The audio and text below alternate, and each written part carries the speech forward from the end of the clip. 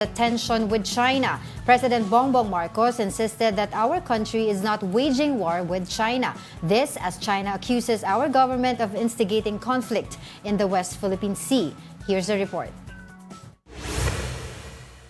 We are not waging war against any country. This is what President Bongbong Marcos reiterated when he talked to the Army's 10th Infantry Division at Mawab, Davao de Oro yesterday. In his speech, Marcos said, "We are beefing up our military to further defend ourselves from the threats and harassment of other countries." PBBM added that if our army defended themselves from what he calls internal threats, then they can also do this against the threats from other countries. China recently accused the government of instigating troubles in South China Sea. Chinese media reported that Philippine Navy personnel destroyed the fishing nets of Chinese soldiers in Ayungin Shoal, which is still part of our country's exclusive economic zone. Prior to this, China claimed that soldiers stationed at BRP Sierra Madre pointed their guns at China Coast Guard personnel on May 19. This accusation was already disputed by the Philippine Coast Guard by providing a video of what happened on that date.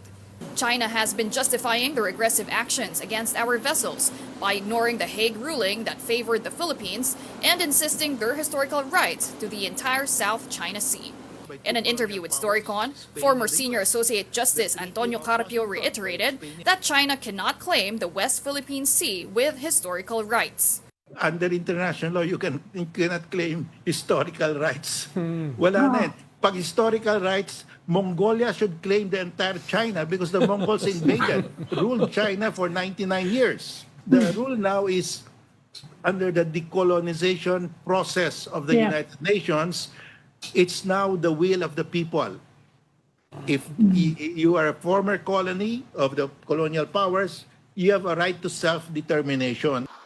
Carpio also lauded President Marcos for mentioning the Paris Treaty lines in determining our territory.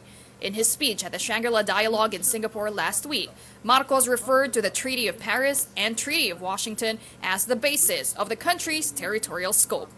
And that is factually, legally, and historically correct. That is our narrative. That is the correct story of the Philippines. Now, this is the first time there is such a declaration by the President. The President is the chief architect of foreign policy. This involves foreign policy now.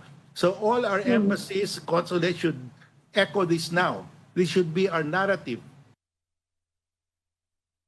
Ngayon yung mga on the other side of the political fence cannot be shocked kasi parang ibang statement nila na shock sila sa stance ni President Marcos na strongly strong words opposing China, but they shouldn't be shocked because historically the father of President Bongbong Marcos, si former President Ferdinand Marcos Sr., was a very strong ally, a very strong partner with the US, kay President Reagan pa lang.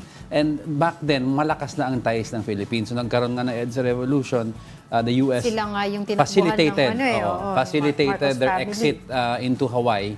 So doon pa lang, when people were saying, ay, ally naman ni BBM si former President Duterte, baka he will maintain the same foreign policy stance.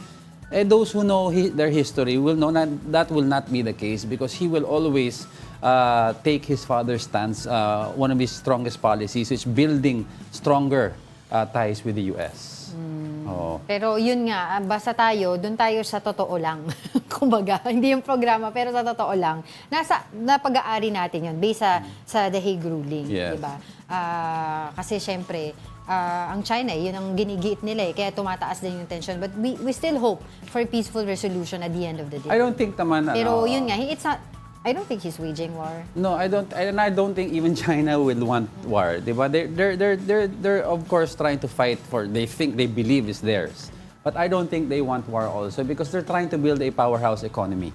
Kasi parang hindi na masyadong uso ngayon yung building how many superpowers are there left? Diba? 2 or 3. You have Russia, you have China, and the US. The rest are decommissioned nuclear weapons already. So there are 3 military superpowers left. But ang uso ngayon, like Singapore and Japan, mahina nga ang army, but they're building becoming an economic superpower. Yun ang importante. Yun ang importante. And China is trying to build that wing Silk Road initiative. Yes, that's why they want West Philippine Sea. If they go to war, economic trade ang dumadaan doon. Yeah, and if they go to war, ang daming embargo, economic embargo mangyayari Yes, sa kanila. mga sanctions. So all the money that comes in from their exports, mawawala. So ayaw nila yun. Tsaka yung, ano ba yung waging war na issue na yan, ako, tignan mo nga yung Sierra Madre natin nung may pinakita yung China na video supposedly pointing gun daw. Yes, no. Nakita mo na super kalawang na yung ano Ship natin. natin. Kung meron man dapat gawin, yun muna ayusin 'di ba? Yung ating post doon sa Yes. Ayungin Shoal, yung BRP Sierra Madre natin, 'di ba?